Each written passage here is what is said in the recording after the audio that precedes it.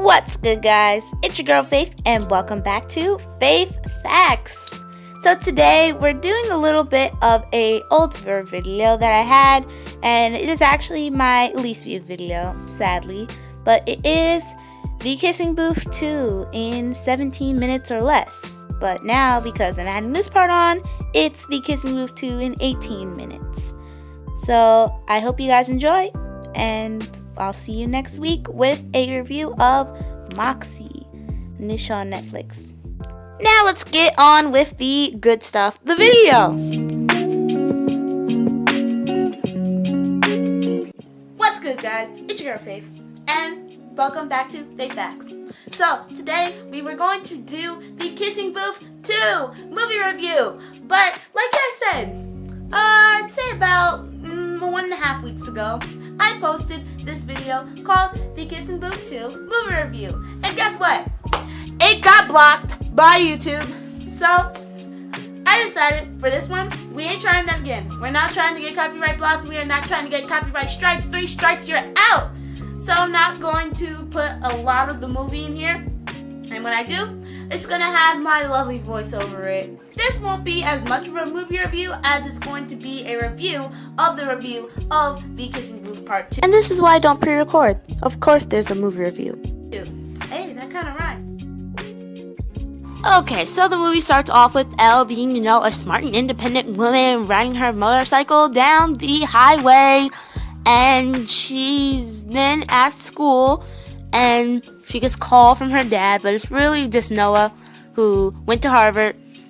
And now she's talking with Noah on FaceTime, and they're kind of having a long-distance relationship, and she's struggling with that, so she's trying to get to a school in Boston. Meanwhile, Elle and Lee's MVP score at Dance Dance Revolution has been taken over by some random guy named MVP.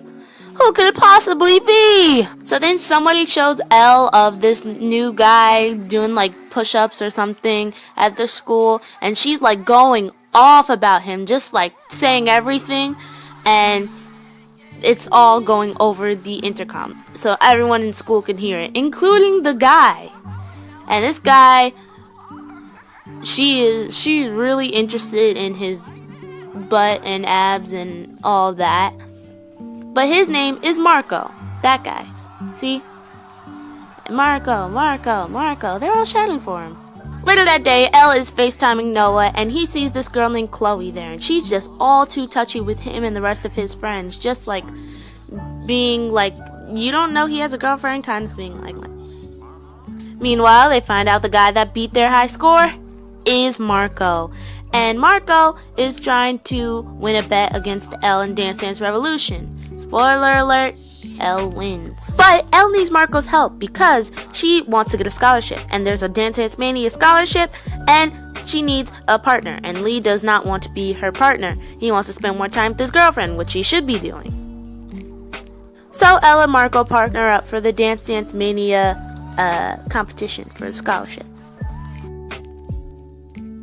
A couple weeks later, when Elle goes to Boston to visit Noah, they go to a restaurant, and they talk about how much they love each other and how they're never gonna hurt each other's hearts and all. Spoiler alert, they do. Noah does, especially when he brings his friends, including Chloe, to visit Elle at the restaurant, and Elle is just not comfortable with how she hugs him. Look, it's a lot of hugging. She looks very uncomfortable, Elle. So let's skip ahead a few, they're feuding and all, and Lee pretends to break his legs so that he doesn't have to play Dance Dance Mania, and now Elle and Marco are partnered up. Meanwhile, Lee goes to confess his love to his girlfriend, and Noah calls Elle again. Well, actually, Elle calls Noah, and Noah gets upset. Now, I'm not actually sure what happens after this. This whole movie is basically half montages. That's why I'm showing it to you this way. Anyway, Elle misses a call from Noah, and then Marco is trying to tell her that she needs to loosen up a little bit more so that she can have fun and be genuine looking for the judges at the competition. Sweet stuff. Look at how they're looking at each other. You cannot tell me that there's supposed to be tension there, but there isn't. Then Elle and Marco go on a date that's not really a date, but it's a date. And she calls Noah again. Noah's unresponsive. And then there's a strange plot line that I'm not going to really go over. And then it's the Halloween party. They almost kiss, but they don't. Will they, won't they? Elle and Marco. So now it's competition day. Dance Dance Mania. So they are dancing. Their dancing's actually pretty good. Looks very fun. And everyone is rooting for them. And he does a backflip off the stage. Oh man. Everyone is cheering and all. And they do the thing from Dirty Dancing. Wow. Wow. But what she doesn't know is that Noah went there to the stadium to cheer her on. And they are winning, and they actually are about to win, and now Elle kisses Marco right in front of her boyfriend. And Lee is watching like, oh no, Elle has done messed up. So now Elle sees him, and he looking at his angry, with that fake old goatee and all. And now she's trying to run off stage. They don't let you do that on Dancing with the Stars, and now she's sad. And now Lee is shocked.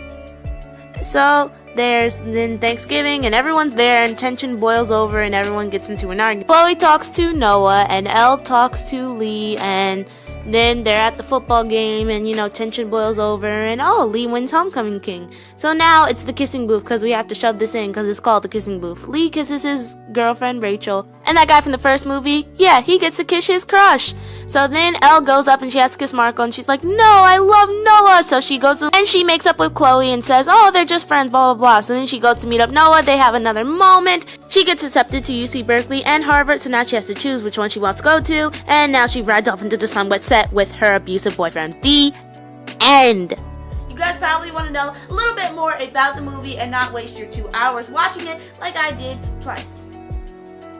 So let's get into that. First, we're going to look up the IMDb page because I was looking at it a few days ago, and the IMDb page for The Kissing Booth 2 is pretty interesting. Has some nice, little tidbits and all. So let's go on to this page. Okay, so the release date was July 24th, 2020. So I know I'm very, very, very late on watching this.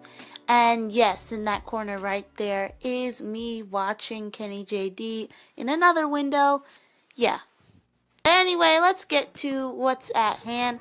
So, of course, we have the cast. Let's just read it off, for time's sake. Joey King as Elle Evans. Joel Courtney as Lee Flynn. Jacob Elrodi. I never really got that. As Noah Flynn. Molly Ringwood as Mrs. Flynn. Taylor Zakar Perez as Marco Pena. I don't remember him saying his last name that much. Mercy Richardson, I believe, is Chloe Winthrop, and here is literally everyone else. Now, anyway, let's get to what this is. Oh, here they have a more like this page where they have the original Kissing Booth, the second movie for To All the Boys I've Loved Before, which is basically a better version of the Kissing Booth 2. And then they have the first To All the Boys, They Work It, all the teenage Netflix shows and all. Some of them are cheesy. Oh gosh, they have 365 days here. Why is this in this category? Anyway, let's get to the trivia, guys. Joey King actually shaved her head for her role in The Act 2019. So she has to wear a wig when filming this movie. And I kind of noticed that because, I don't want to be mean or anything, but her wig was sliding. It was sliding throughout some of the movie. And it didn't look as, natural as it did in the first movie. So that's all I gotta say. Some pictures of Elle and Noah that are used in the movie are actually pictures of when Joey King and Jacob Elrodi were together. I'm sorry, I can't pronounce his name. But yeah, they were together till last year. I think Jacob Elrodi is with Zendaya now. But they might have broken up. I'm not sure. This is the biggest fact that I found kind of weird. But the movie is set in Los Angeles, but it is mostly filmed in Cape Town, South Africa. I never would have noticed. I never would have noticed. But in the first movie, it's known that Elle's full name is Shelley. But it's revealed in this movie that her full name is Rochelle, which I kind of remember hearing in this. In the first kissing booth, Joey King's character is listed as Shelley or Elle Evans, but in the book, at the end of the kissing booth 2, Noah calls her Rochelle. So I guess that's where they get the L part from, Rochelle. Shelley's just a smaller version of Rochelle. I don't know why I wanted to watch this movie. Maybe because it's cheesy and it has Molly Ringwood in it. Who knows? Anyway, let's get back to the video. And after the trivia comes the critics. So first we're going to take a look at IMDb, then we're going to take a look at Rotten Tomatoes and see what the general consensus is. First we go on Rotten Tomatoes, and of course the super critical critics gave it a 29% out of, 100% for 100% fresh, and the audience rates it a 41. So let's see what the critics have to say. Monica Costello says, you can soak in the movie's basic premise and overreacting just as long as you know the pool is shallow. Shallow. She said kiddie pool. Okay, and she gave it a 1.5 out of 4 rating. Sonia Rao from the Washington Post says, if The Kissing Booth 2 was watchable, viewers would have Elle to thank. King remains the strongest component of a now franchise that, quite frankly, might be beneath her. I am so glad someone has said that. I am so glad, because I've watched a few episodes of The Act, and Joey King is really good in that, and she's in all different other movies, and my favorite movie of hers, Ramona and Beezus.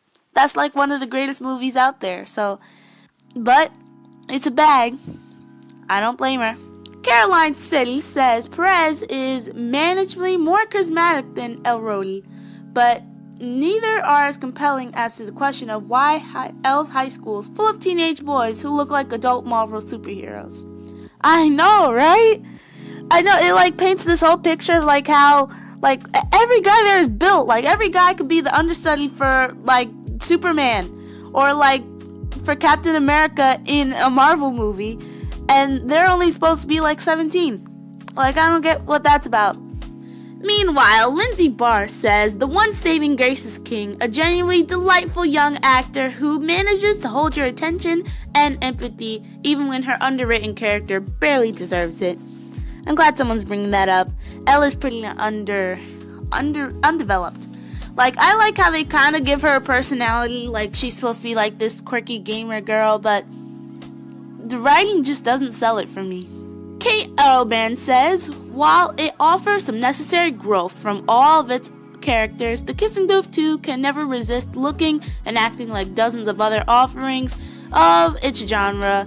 I know, unable to grow beyond basic compilations and done-to-death dramas. I know, from what I said about the ending is almost exactly the same as it is in To All the Boys I've Loved Before, P.S. I Love You. And that came out earlier this year. So, I think it's they do a lot of the drama cliches. And the last review that I will read from the critics are, director Vince Marcello leans heavily on montage to get us through this deluge of intervened drama, which, mercifully, unspoons more than 2 hours. Mercilessly, I mean. Yeah, that's one of my least favorite parts of this. It's 2 hours. Here it says for audience reviews for The Kissing Booth 2, there are no featured audience reviews for The Kissing Booth 2 at this time. I guess people really did not like that movie. Or, here it says The Kissing Booth 2 quotes. There are no approved quotes yet. I don't know, the movie came out 2 months ago. Usually Rotten Tomatoes gets on a movie train. If it came out 2 months ago, they should already have this up. Joey King makes The Kissing Booth 2 better than it could have been, but this slapdash sequel will leave viewers puckering up for all the wrong reasons. And that is basically the old people way of saying that Joey King pulled this movie on her back. And it's just a bunch of cliches thrown together. Then we're going to look at some of the more obscure things about this and how the relationship between Elle and Noah is pretty toxic. Not as toxic as the first one, because in the first one, Noah was extremely aggressive. Like, I seen that. And she still falls for him, and that just makes no sense to me. Does it make sense to you? Because make it make sense. Because she goes, and she knows he's aggressive, so he's probably going to be aggressive to her, but then they don't end up being aggressive to her. So then, in this movie, he gets into Harvard. How? I don't know. He's not a particularly smart guy. But he gets a so-called friend named Chloe, and she's just way too touchy with him. And I get it, Elle is kind of upset, and she wants to spend more time with Noah, but Noah's kind of like, hey, no, I'm staying here with my friend Chloe in Boston. But